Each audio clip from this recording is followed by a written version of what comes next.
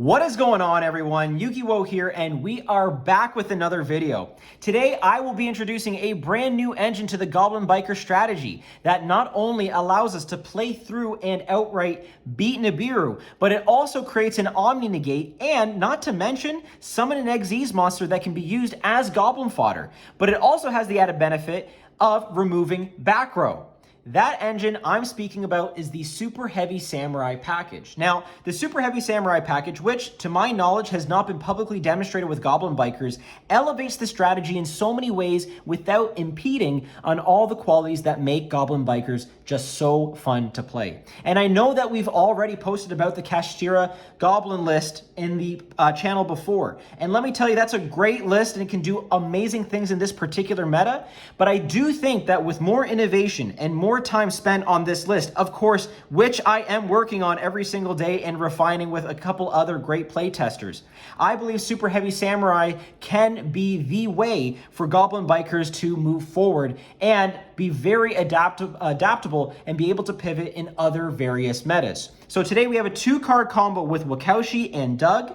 We're going to show you the different lines that it can go through, how it can beat Nib, and of course, offer some insight into the engine overall. Now, if you like to see more of this, and if you want to see the actual deck list that I'm working on, please like, subscribe, ding the notification bell, and leave a comment below if this is something that you're willing to try, or if you have other cool tech ideas or interesting sort of things that you want to explore with this particular strategy and engine. I think a lot like the Makongu decks in the past, we are innovating a lot with this particular build, and I think this will change the game for Goblin Bikers moving forward. So with that all being said, folks, let's get into this combo and show you exactly what it can do. First, of course, we're going to start by activating Wakaushi in scale. We're going to go Wakaushi effect. It's going to allow us to then put Benkei in scale and then special itself out. We're then going to activate the big Benkei here in the scale. And we're going to, of course, get our Soul Gaia booster. Now, this should be fairly familiar to most SHS people in the room, but we're going to keep moving forward. Booster effect is going to target and equip to Wakaushi. We're going to go then booster effect to then special itself out. We are left with now 2 4s on the field. At this point, we are going to overlay and we're going to go into the new sauce, which is Springen's Merrymaker. Now, with Springen's Merrymaker, what we're allowed to do is then overlay again for Gigantic Champion Sargus. We're going to activate Sargus's effect here to then add Therion King Regulus, which is our Omni Negate 2 hand, okay? And some of you might predict where this is going, but I want to pause here and just let you know what Sargus is all about, because he's really a Goblin Biker in everything but name, because as soon as an Xyz material is detached from a monster on the field, right? It doesn't matter if it's our side or the opponent's side. Sargus can then activate its effect to target any card on field and either destroy it or bounce it back to the hand. So this, in and of itself, can deal with some pesky back row, which is what Goblin Bikers really did struggle to deal with in the past. It also allows us to spin back any extra deck monsters without, again, proccing their destruction effects. So non-destructual removal is a huge part of this game. Non-destruction removal is a big part of this particular meta, and Sargus really fits that bill extremely, extremely well. So what he also provides us with, too, is a large Xyz body of which to detach from, which is great for our Goblin Biker cards. So what we're going to do at this particular point in time is go Doug effect. We're going to detach our Soul Gaia booster. That's going to hit the graveyard, and we're going to special out Doug, and we're going to go Doug effect to then search. Now, if they want to Nibiru here, by all means, let them, because we already have an Omni Negate. We'll have a machining graveyard of which to use for that Omni Negate, and we're going to get the search off of Doug anyway, which is going to be our grand entrance. We have not used a normal summon yet, and that's the beauty about this engine. Just like the Cash engine, this doesn't use a normal summon, which does mean that we can go grand entrance, grab Sploder, then normal summon Sploder, get the Doug that's back in our graveyard, and just continue to make rank 3 plays from there. Yes, you lose out on Sargus, but before, Nib was absolutely crushing. Now we're able to play through it. And of course, you all know the line, or if you don't, I can show it to you later on, where if you have the Super Heavy Samurai bike in hand, you can make a Baron, and that in and of itself beats Nib in 5 summons. So we are laughing at this point. So in any case, what we're gonna do is go Regulus effect, target the Soul Gaia booster. We're gonna special out Regulus. We're gonna equip booster to it. This is our Omni Negate. He is insulating all of our plays, which is excellent. At this point in time, we're then gonna activate Grand Entrance. And like I said, we're gonna grab the Clatter Sploder. We're then going to detach again from Sargus. Again, it's so nice to have a monster on field with a lot of material to keep detaching from. Okay, Entrance is gonna hit the grave, and we're going to special out our Sploder. Awesome.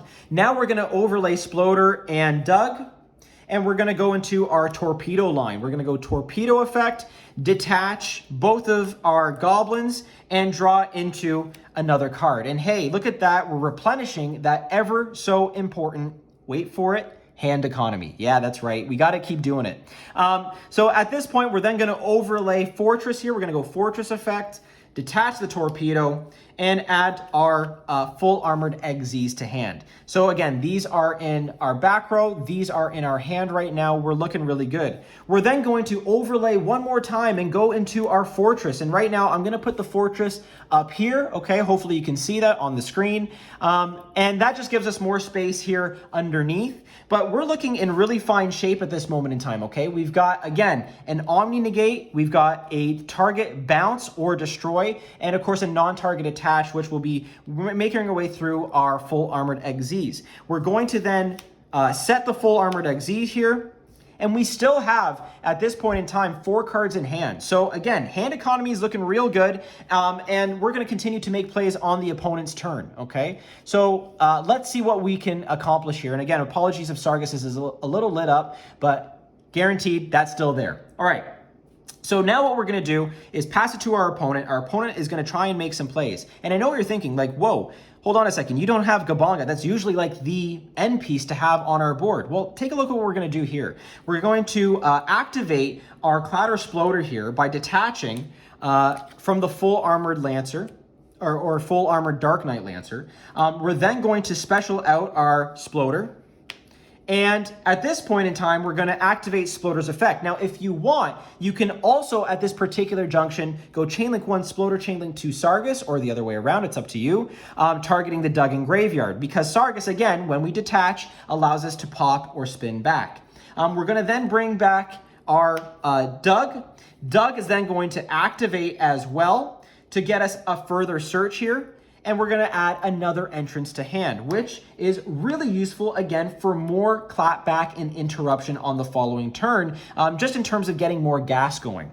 What we're then going to do is flip up our full armored Exes and overlay the Sploder and the Charger into, you guessed it, our Gabanga. And we're going to go Goblin Biker Big Gabanga effect, and we're going to search out our Boom Mock.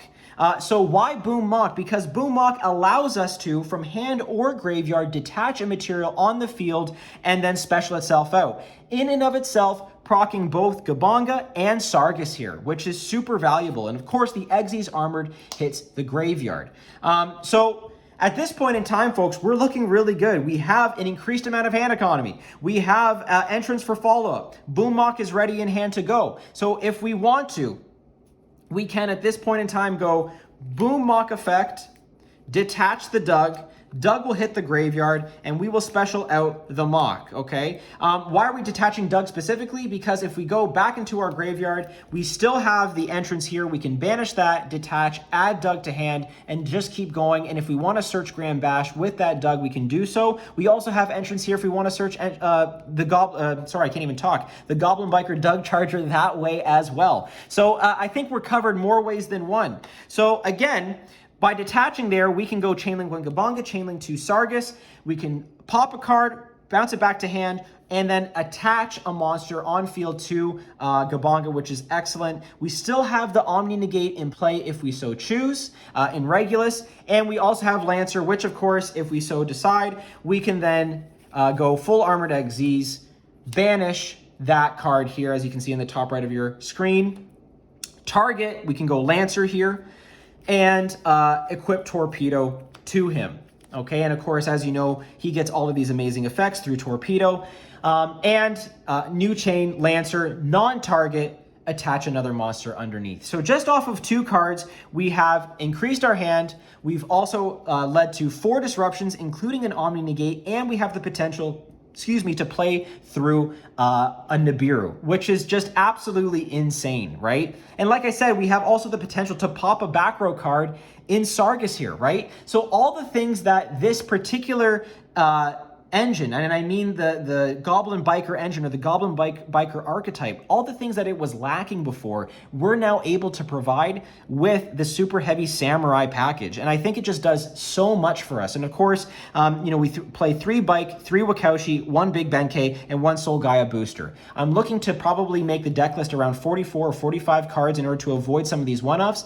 But again, it's not the worst thing to also draw the Wakaushi in the Big Benkei. We can find ways to play through it.